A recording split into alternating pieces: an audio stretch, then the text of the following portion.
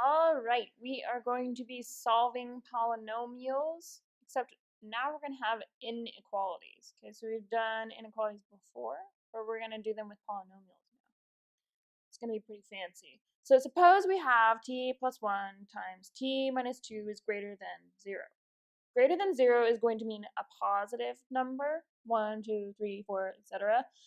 Greater than or equal to 0 is going to be a positive number or 0.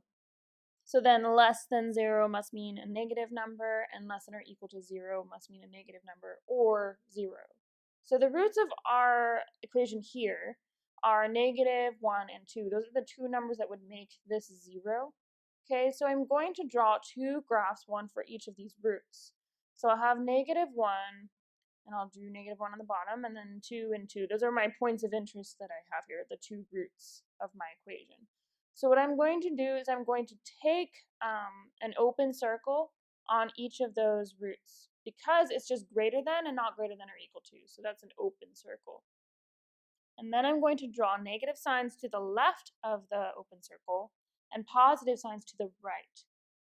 So the positive signs represent when that t plus 1 term is positive. If I plug in 2 or 3 or 4, anywhere in that positive range, I'm going to get a positive number for t plus 1. So that's how that works. You can pause the video and kind of test out some numbers in each of those ranges to see what numbers come out as positive. So if I look at this first range where the two graphs are overlapping, I realize there's a negative times a negative, which means that's going to come out as a positive, so that actually works. The middle is a positive times a negative, so that does not work because it'll come out as negative. And then the last range is a positive times a positive, so that actually works. I'm going to have t is less than negative 1 or t is greater than 2 as my final answer. We will do another example. This time we're going to have to factor. Again, we're looking for when the solution looks positive or when it is positive because it's greater than 0. Okay, and I'm going to just change that to greater than or equal to so we can kind of try that. So first thing I'm going to do is I'm going to find the two roots. The two roots are negative 2 and 3. Those are the two things that make the above 0. And this time I am going to draw closed circles because we have greater than or equal to.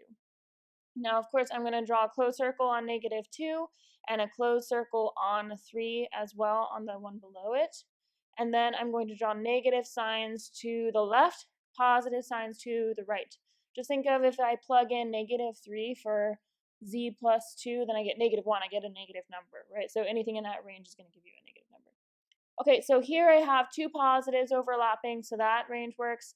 In the middle, I do not have an even number of negatives, right? So that comes out as negative. A positive times a negative is a negative.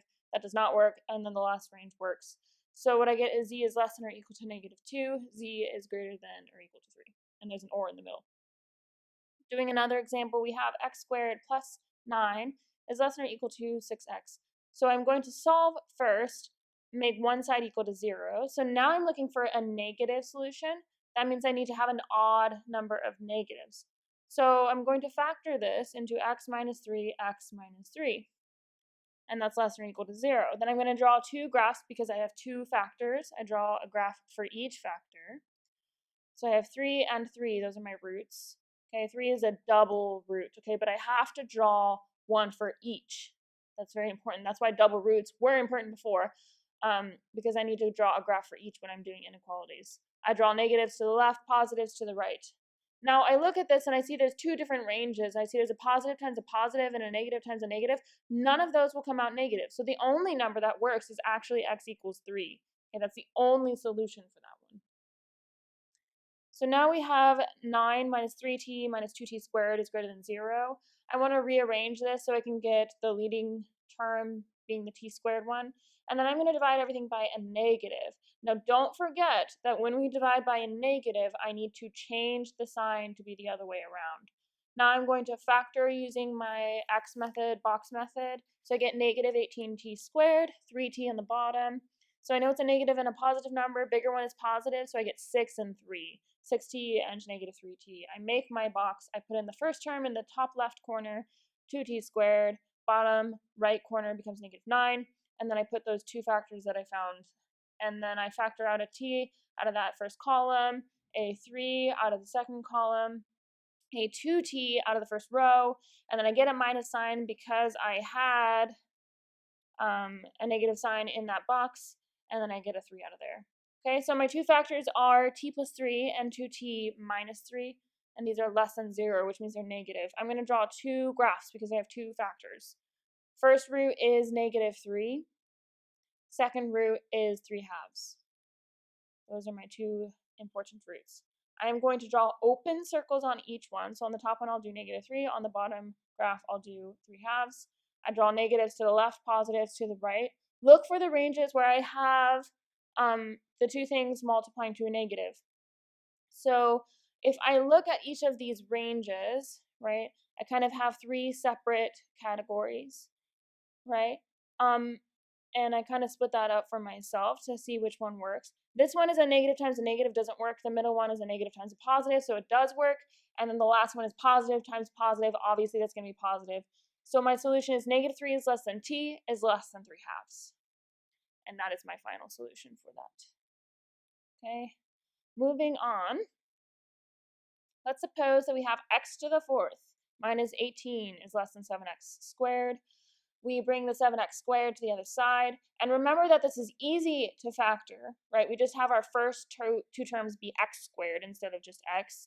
And then we just have negative 9 and 2 that multiply to negative 18, add to negative 7. But then I have a difference of squares. X squared minus 9 is a difference of squares, so I also factor that.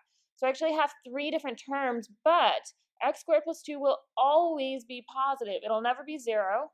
And it's always going to be positive because x squared is always positive, right? Anything squared becomes positive. So x squared plus 2 is obviously going to be positive.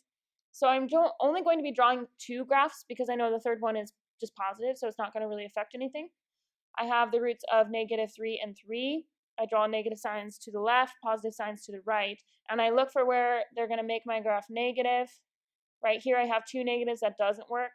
In the last section, I have two positive, that doesn't work, so only the middle section with that one negative works. So my solution is negative 3 is less than x is less than 3.